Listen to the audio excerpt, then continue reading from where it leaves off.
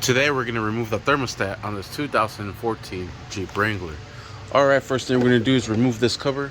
Just pry that up and just move it over to the side. Next, what we're going to do is remove this induction piping from our way.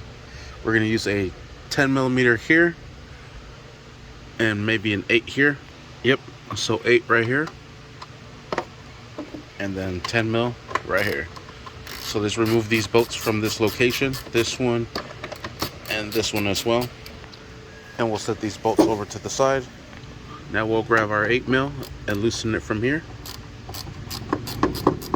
And from here, right next to the throttle body. Next we'll disconnect this hose from here. We'll pull on this tab here and this one here. There is a mass airflow sensor here. And we'll just move that over to the side. There was no point of disconnecting the sensor. The sensor is still connected to that piping. Now we have access to our thermostat here.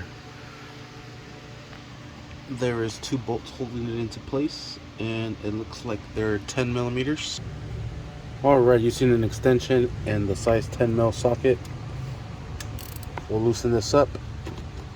Start off with the top one, it's the easiest one to get to.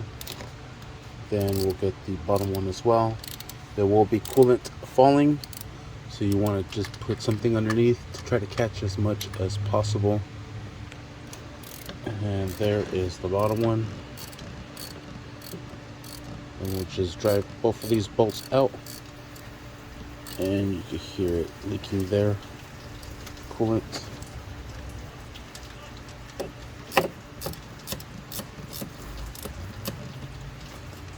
Just be careful.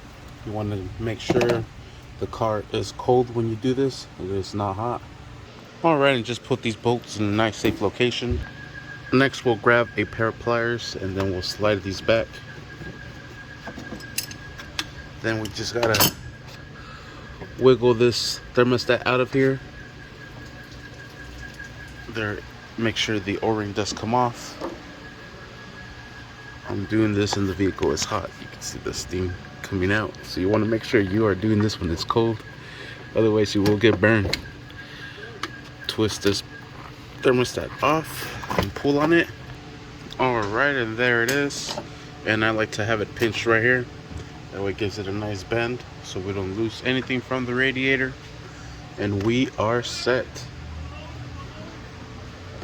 Well, that would be it. This video is just how to remove the thermostat. Stay tuned for the next video of how to install the new one. And instead of buying the replacement with the housing, I bought myself a rebuilt kit. Housing is still good. It is not leaking. Just the thermostat needs to be replaced. Stay tuned for that video as well. Thanks for watching. Please like and subscribe.